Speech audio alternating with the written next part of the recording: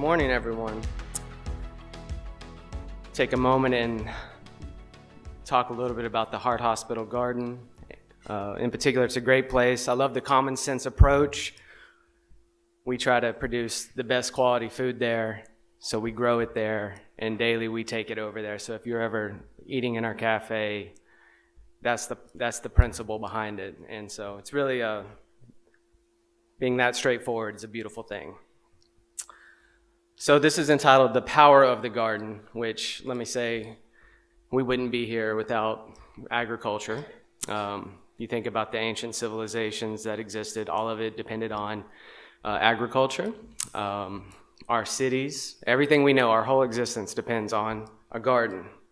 The fact that we learned how to propagate from seed changed the human experience. So we're also seeing, I lost my PowerPoint there. That's an important part. We can grow food from seeds, change the human experience. It's also something that children need to know, and why the schools are important, because if you don't teach them, where are they going to learn? And so we've had a lot of kids grow up that didn't have access to a garden, unfamiliar with it. There's a lot of, and you get into a generational thing where my grandfather had a garden. I'm sure many of your grandparents had gardens in the backyard, in the front yard. Nowadays, it's not so common. So that was my first exposure, was through my family. So in Morrilton, you might have a little bit more of that than in the city, but it's important. And I'll get to a little bit of my personal experience with school gardens in a moment. But as Sue mentioned, I spent 5 years working in Little Rock at a children's library doing environmental programming, and I got to meet a lot of children over the years. And it was a really great experience to open up the world to them and go explore. And so I wanted to mention probably the most important thing about a school garden is this exercise of observation. It gets kids out there, it trains their mind to look at things. What is this?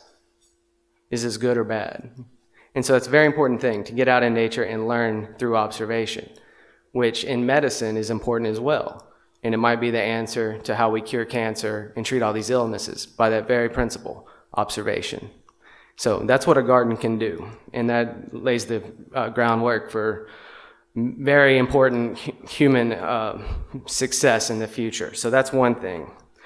And that's really the most important skill, is being able to identify what is what in the garden. So that's what I would say to a lot of children. How does this look different than this?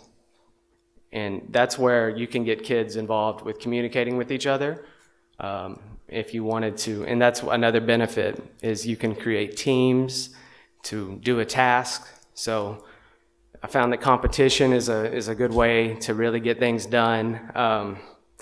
So I would encourage you to really push that. Let's get out. And so observation is a great skill. Once you're out there, you'll start to see, just take a step back and say, what are we seeing?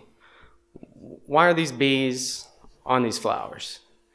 And then you can talk about that. Of course, the pollinators are an important part of gardening. That connection has to be taught.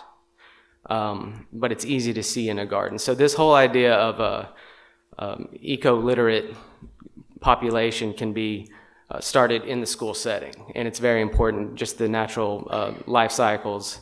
And then you can get into biology, and any subject matter really can have a place in the garden, from math, where you're building beds, using dimensions, obviously any kind of earth science. Then you can get into social studies as well. So I encourage all the teachers here, I know y'all do have different specialties. I encourage you, when the garden goes in, to participate in it, because that's how you're going to be successful with it. Find a way that you want to be out there, how it's going to connect to your curriculum, and there's a lot of great research out there. And then, of course, you're doing all these things that we're talking about today. Moving, getting outside is great. So it's hard to garden while sitting, unless you're staying in the same place. You're not growing too much food there. So it also offers an important lesson of mutual dependence, right? In a society, a garden can say, well, in order to get the fruit, we need this to happen, pollination to happen, and we need the bees to be a part of this. It's a great lesson for us as a society as well. So that's another benefit of that. So again, there's the connection. This is where food comes from. That if it's not taught in school, kids, we saw from the earlier presentation that what is food, what is not food. For a lot of children, the Oreo packaging, anything in cellophane is food. And you'll get a reaction to a garden that's more fearful and intimidating because there's no exposure to it. So that is food to a lot of children because that's what they see and that's what's there. So obviously many reasons. Oh, they're running this. Okay.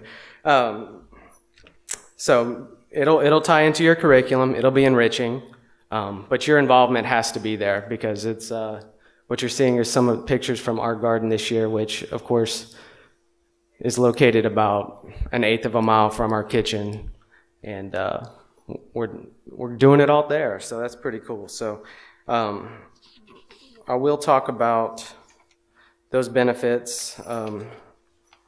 If you wanted to start compost operation, that's really cool. Have you all ever felt a 160-degree pile of compost before? Yeah, it's pretty amazing.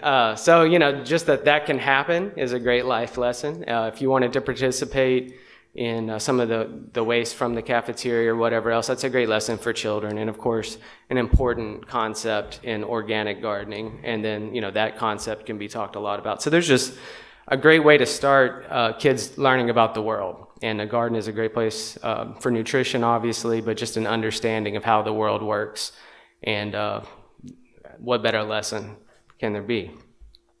So talk a little bit, let me try to roll that footage of the garden. We have a video that's used by a drone footage, which I always wondered, what good is a drone? Taking pictures of a garden is pretty cool, so hopefully we can get that going so you can see it. Oh yeah, so this garden is about 3 residential in city lots, I would say. The actual growing space is around 1,700 square feet, divided into 7 beds of various lengths, but of course you see our beehives there. It's a beautiful garden.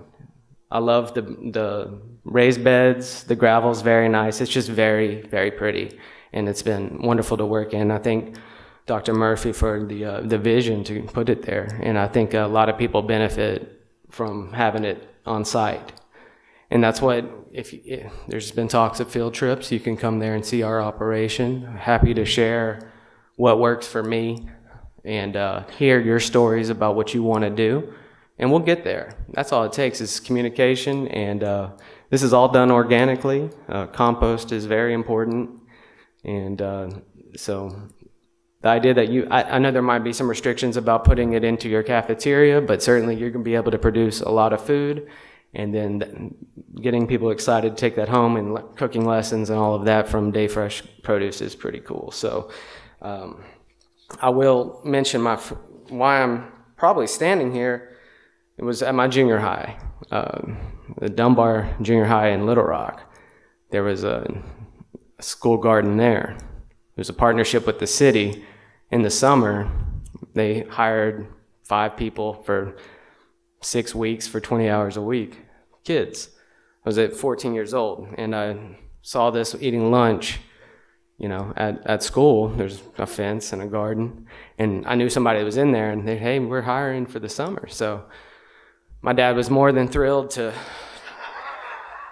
get me to do that. So I still remember that vividly, going to the fence the first day and walking in, but so I'm still doing it. But that's no doubt a major important reason. But the other thing is that we had a really fantastic environmental studies teacher. And I don't think I really would have made that connection without her. Passionate teachers make the difference. And so I thank y'all for doing what you're doing. And that's going to be why this is successful and why I have such great memories of that garden and that experience with somebody there to teach me and to say it's okay, you don't know about this, but we're going to get there, and to be patient. You're 14 years old and playing with your friends, and it can be frustrating for adults. I know that. So the exposure, having it on site's really important, and then the passion behind it, which I know you guys will have, and that's what I can offer specifically with gardening. And I've been doing it a while, so I'm happy to offer that expertise for y'all to see it be successful. So garden can offer many things, and it's an exciting concept to put here, and look forward to it. So thank you.